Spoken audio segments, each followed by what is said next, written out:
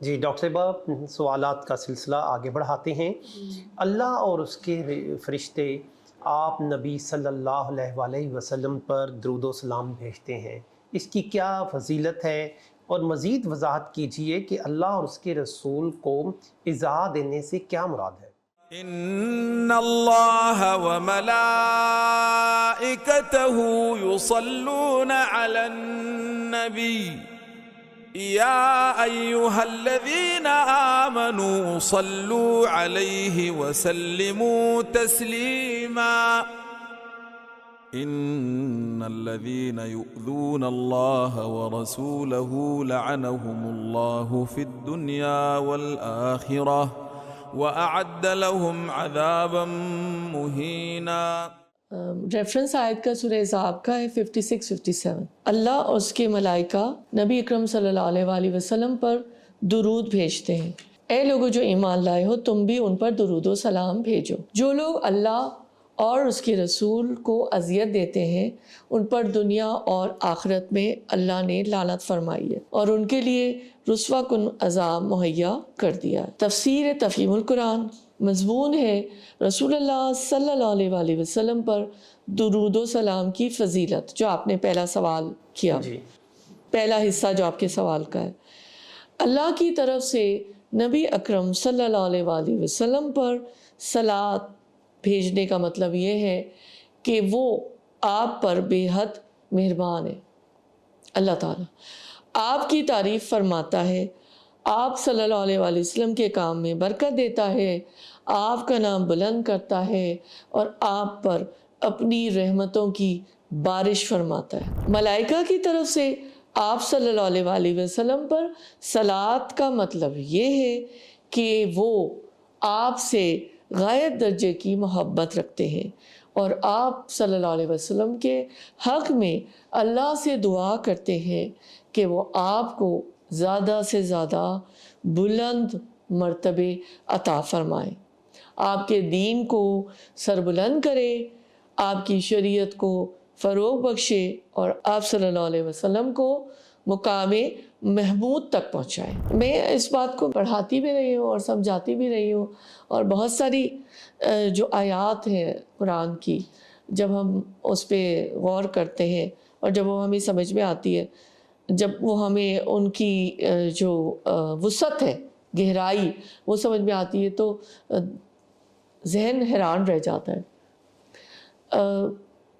جو رسول اللہ صلی اللہ علیہ وسلم پر جہاں تک درود اور سلام بھیجنے کا تعلق ہے، تھوڑا سا بھی اگر ہم غور کریں ترجمے پہ، جیسے ابھی ہم نے سنا کہ یہ وہ اتنا بلند عمل ہے، اتنا پاکیزہ عمل ہے کہ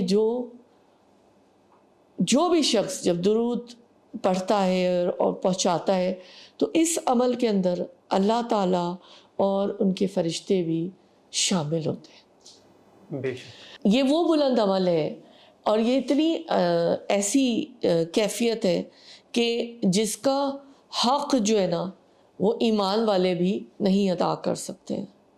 تو اسی لیے اصل میں جو حق ادا اگر کر سکتے ہیں کوئی، تو وہ اللہ تعالیٰ کی ذات ہے اور اللہ تعالیٰ کے وہ محبوب ہیں، تو اللہ تعالیٰ اس عمل کے اندر شامل ہو جاتے ہیں۔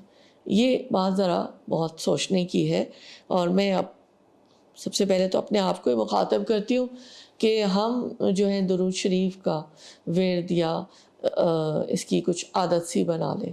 اب تفہیم کے کانٹیکسٹ کی طرف آتے ہیں کہ شان نزول کے حوالے سے جب دشمنان اسلام اس دین مبین کے فروغ پر اپنے دل کی جلن نکالنے کے لیے حضور اکرم صلی اللہ علیہ وآلہ وسلم کے خلاف الزامات کی بچھاڑ کر رہے تھے اور اپنے نزدیک وہ یہ سمجھ رہے تھے کہ اس طرح کیچڑ اچھال کر وہ آپ صلی اللہ علیہ وآلہ وسلم کے اس اخلاقی اثر کو زائل کر دیں گے جس کی بدولت اسلام اور مسلمانوں کے قدم روز بروز بڑھتے چلے جا رہے تھے۔ ان حالات میں اللہ تعالیٰ نے یہ آیت نازل فرمائی۔ اللہ تعالیٰ کو دراصل یہ بتانا مقصود تھا کہ کفار اور مشرکین، منافقین میرے نبی کو جتنا بھی بدنام کرنے اور نیچا دکھانے کی کوشش کریں گے، آخر کار وہ منہ کی کھائیں گے انشاءاللہ. میں اس دور میں بھی یہ بات کہتی ہوں. میں اللہ تعالیٰ فرماتے ہیں میں اس نبی پر مہربان ہوں اور ساری کائنات کا نظم و نسق جن فرشتوں کے ذریعے سے چل رہا ہے وہ بھی اللہ تعالیٰ کے ساتھ اس ثنا خوانی میں حمایت کر رہے ہیں اور اس کے حامی ہیں. پھر دیکھیں کتنی ہلا دینے والی بات ہے. اللہ تعالیٰ یہ کہہ رہے ہیں کہ وہ کیا اس نبی کی مذمت کریں گے, ان کی کیا حیثیت ہے. اللہ تعالیٰ یہ فرما رہے ہیں کہ یہ لوگ اس نبی کی مذمت کرنا چاہتے ہیں جبکہ میں خود اللہ تعالیٰ اس کا نام بلند کر رہا ہوں اور میرے فرشتے اس کی تعریفوں کے ساری کائنات اینڈ بیونڈ اٹ چرچے کر رہے ہیں. میرے فرشتے بھی شب و روز دعا کر رہے ہیں کہ رب العالمین حضرت محمد صلی اللہ علیہ وآلہ وسلم کا مرتبہ اور زیادہ اونچا کیجیے اور ان کے دین کو اور زیادہ فروغ دیجیے. تو یہ سوچنے کی بات ہے نا دراصل کہ اللہ تعالیٰ ہمیں یہی بتانا چاہ رہے ہیں نا کہ ہم رسول اللہ صلی اللہ علیہ وآلہ وسلم کی قدر کو پہچانیں, جو ہمارے محسن انسانیت ہیں, جنہوں نے ہمارے اوپر اتنا بڑا احسان کیا کہ ہم تک ہدایت پہنچائی, قرآن کریم پہنچایا. اللہ تعالیٰ یہی کہہ رہے ہیں یہاں پر کہ تم تو جہالت کی تاریکیوں میں بھٹک رہے تھے, یہ وہ شخص ہے جس نے تمہیں ان کی روشنی فراہم کی. تو یہی بات ہے کہ میرے خیال ہے بات کافی واضح ہے.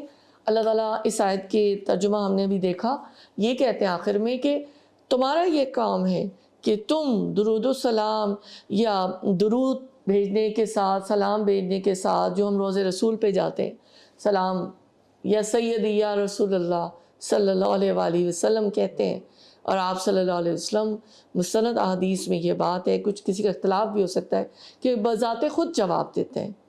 تو اللہ تعالیٰ یہ بھی کہہ رہے ہیں کہ تم بھی یہی دعا کرو جس میں میں نبی کے ساتھ برابر کا شریک ہوں. صلات کا لفظ جب اللہ کے صلے کے ساتھ آتا ہے تو اس کے 3 معنی ہیں. ایک کسی پر مائل ہونا, اس کی طرف محبت کے ساتھ متوجہ ہونا, دوسرے کسی کی تعریف کرنا, تیسرا کسی کے حق میں دعا کرنا, جیسے کہ ابھی میں نے ذکر بھی کیا.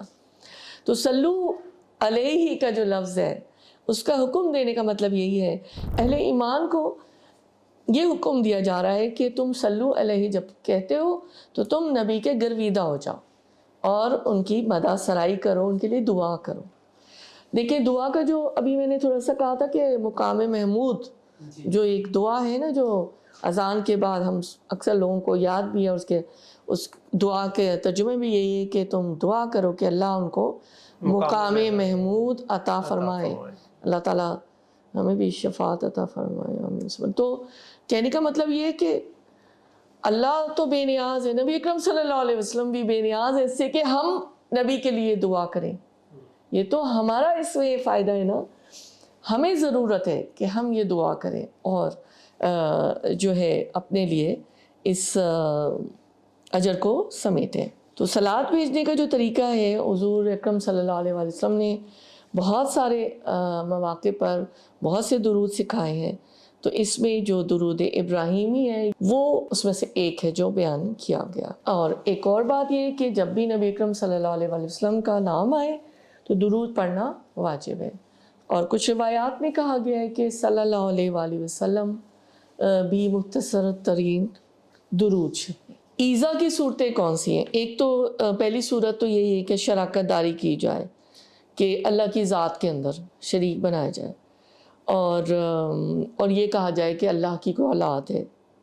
دوسری صورت یہی ہے کہ اللہ اور اس کے رسول کو دکھ پہنچایا نہ جائے, وہی اذیت ہے. اور تیسری صورت یہ ہے کہ اطاعت نہ کی جائے اور نافرمانی کا راستہ اپنایا جائے. فی الحقیقت یہی بات ہے دراصل نا, کہ اللہ کے رسول کی نافرمانی فی الحقیقت اللہ کی نافرمانی ہے, اور یہی اللہ کے رسول کو ستانا اور اذیت دینا اور دکھ پہنچانا ہے.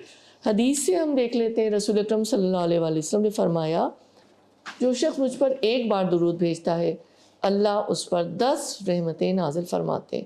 یہ صحیح مسلم کی 408 نمبر کی حدیث ہے۔